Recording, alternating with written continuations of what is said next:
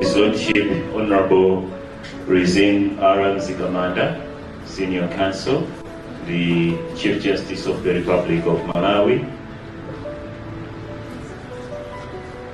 Honorable Justice of Appeal Mfundula, Senior Counsel, Honorable Justice Joseph Echigona, Deputy Chairperson of the Malawi Judiciary Training Committee, all Honorable High Court Judges present, Dr. Beatrice Matanje, the Chief Executive Officer for the National AIDS Commission, Dr. Adrina Masambo, Head of HIV Prevention and Management for National AIDS Commission, and all National AIDS Commission members of staff,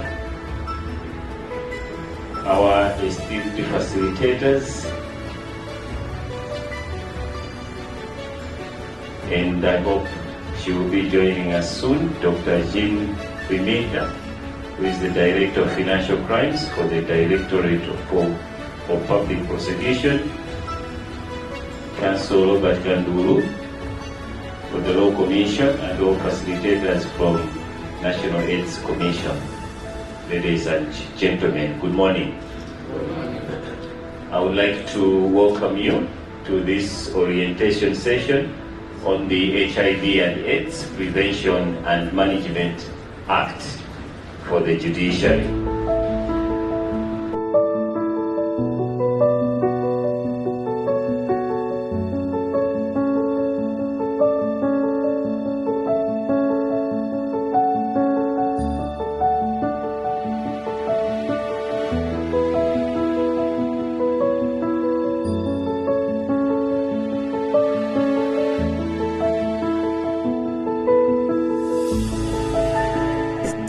The HIV and AIDS Prevention and Management Act is a comprehensive legislation aimed at preventing the spread of HIV, managing and controlling HIV, and protecting the rights of people living with HIV in Malawi.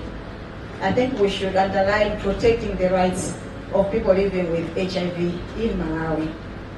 There are many players in the implementation of the Act, and judges play a pivotal role in upholding this Act, ensuring justice and dignity for those affected. We are aware that most of the cases end in lower courts, so we have not started only with you. As I'll say a bit later, you are part of the judiciary system, of course at the high end, that we have engaged with and would like to continuously engage with. Pieces of legislation need to be implemented effectively. So this workshop, as I said, is a continuation of our engagement with the judiciary. In liaison with the Judiciary Training Committee, we have aimed at enhancing your understanding, promoting empathy, and equipping all the judiciary members with knowledge to apply the Act effectively. We started in 2024 with the magistrates across the whole country. We went to different regions. We also had a session with High Court judges in Salima last year, where His Lordship Chief Justice was there as well. And today we have you in this last session. We are aware maybe not everybody has been reached, but majority have been reached. As concerned parties, I would request that we work together to reduce stigma, promote awareness, and support those living with HIV. This is a critical element that will increase access to HIV prevention, care, and treatment services to end AIDS as a public health threat by 2030.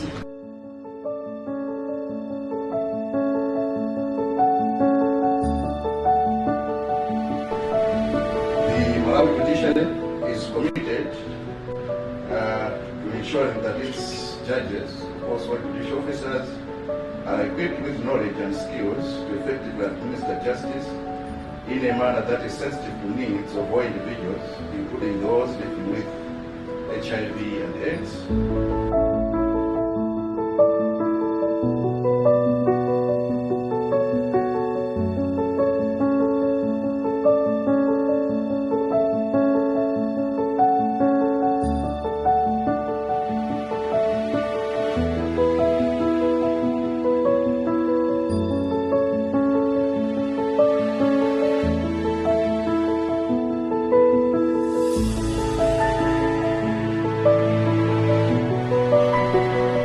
HIV and AIDS Prevention and Management Act, number 9 of 2018, is an act that has been in existence for quite some time now and had been of application in our courts, and especially, as the CEO said, in our magistrates' courts.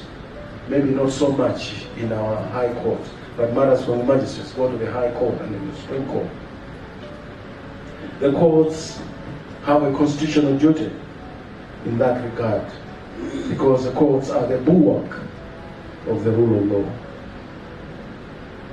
Your leaderships and lordships, your constitutional mandate is clear under Section 9 of the Constitution.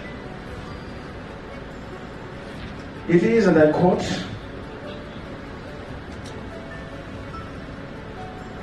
the responsibility of interpreting, protecting, and enforcing this Constitution and all laws in accordance with this Constitution in an independent and impartial manner with regard only to legally relevant facts and the prescriptions of law.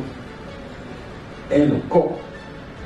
This is a sacred mandate that properly locates the judiciary in the constitutional architecture that entrenches the doctrine of separation of powers.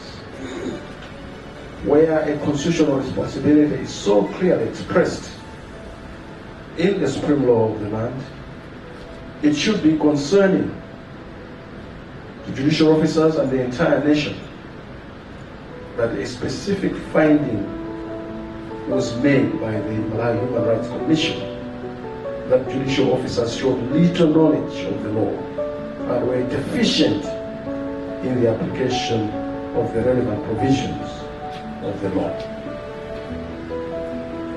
We have said it many times before, and we repeat it here, that the Malawi judiciary welcomes informed criticisms, because these criticisms that are informed feed into our transformative agenda.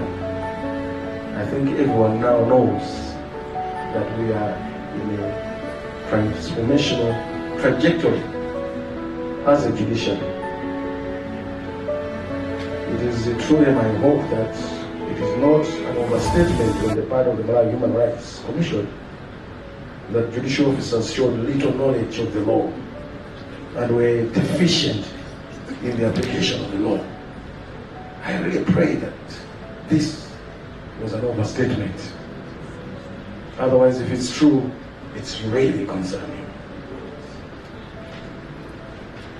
A question might arise that how would a judicial officer who lacks knowledge of the law and is deficient in the application of that law be able to professionally and efficiently execute the constitutional mandate, be able to answer to the responsibility for which the judiciary exists.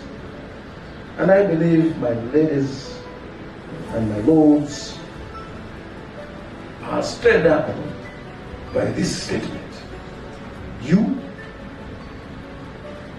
lacking knowledge in the law, you being deficient in the application of the law. I hope that shakes you up.